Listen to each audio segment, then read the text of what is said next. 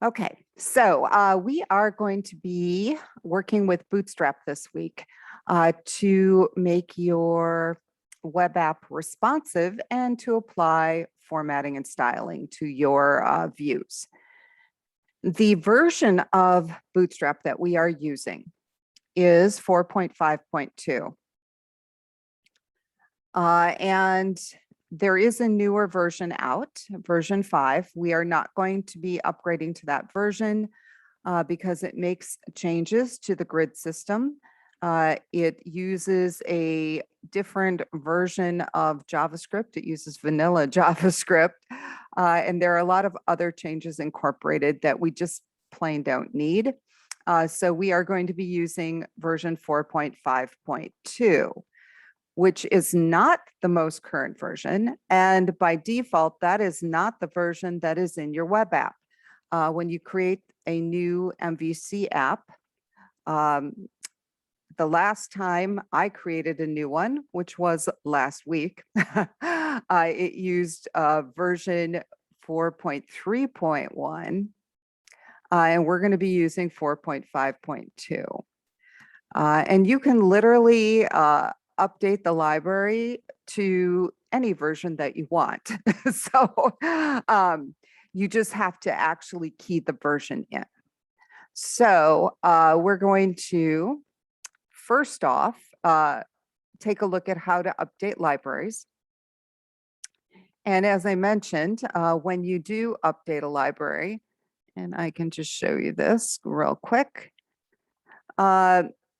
If you are not sure of what libraries you have, they are located under www root and lib. So they're in that directory. But if you open up libman.json, you will actually see what versions are installed. And if you have more than one version of like Bootstrap, the one that is the furthest down is the one that you are using. So by default, you're not going to see 4.5.2. That is something that you are going to have to update to. And the procedure to update is here. Basically, all you are going to be doing is coming in here, and you're going to be getting rid of these files. And then you'll be right-clicking, going to add, and choosing client-side library. And this is where you actually have to key in the version. So you're going to do Twitter-bootstrap @ and then you see all the versions. We want 4.5.2. Okay, so we don't want to pull in the current version because you're going to break your grid system. Use 4.5.2. The rest is pretty straightforward and has not changed as far as adding or updating jQuery, adding in Popper.js, that all works the same. And then we're going to get into our hands-on. And you're going to be modifying future value and also the detective agency, just to give you a little bit more practice. So as we go through here, you are going to be updating the libraries. You are going to be adding those libraries into your layout. And then you're going to be learning about Bootstrap 4. And as I mentioned, Bootstrap 5 isn't all that different, but they do change the grid system. So we are not going to be updating to that. They're also changing their version of JavaScript. So we are going to be sticking with what we know. If you are curious about Bootstrap 5,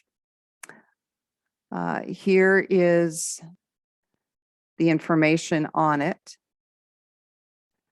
So you can see what it did.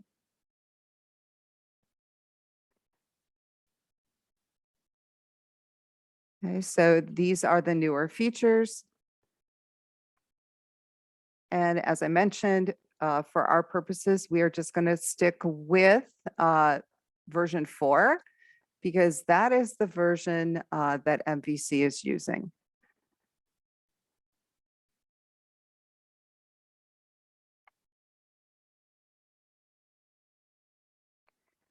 So as you go through here, you are going to be working with Bootstrap. You'll be reading about it. You'll be updating your apps. Okay, as you read about it, which will help you learn it better.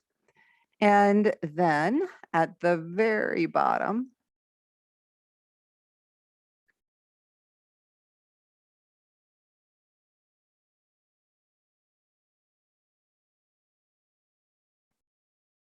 you'll notice there's an on your own. So you're going to start working on your term project here. And so you are going to want to turn on the authentication feature because we do need authentication in our term project. And the feature that is built into MVC works really well. And there is absolutely no reason to reinvent the wheel. So use that built-in feature because it is not easy to add after the fact.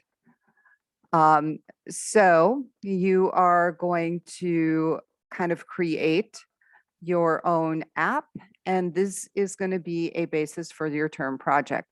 Now, what if you start creating this, you finish this assignment and you change your mind, you don't want to do that one? Absolutely not a problem to change your mind and do something else. But if you do decide to keep it, that's fine because you can double dip the term project with this particular exercise. And in upcoming weeks, we're going to be adding to that. So the idea here is that as the semester progresses, you will be finishing up that term project so that it's not going to be looming over your head at the end of the semester. Okay, so this is more focusing on the navigation menu and the Bootstrap styling. And then next week, we are going to get into entity framework, and we'll be working with the models and the database. Okay, so once you are done with the assignment, you are going to need to give me the links to your GitHub repositories so that I can download them and I can correct them.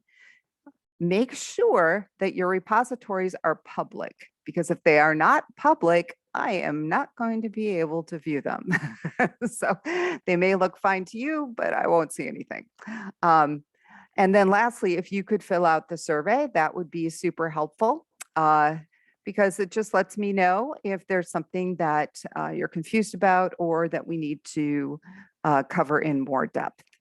Have a great week and let me know if you have any questions.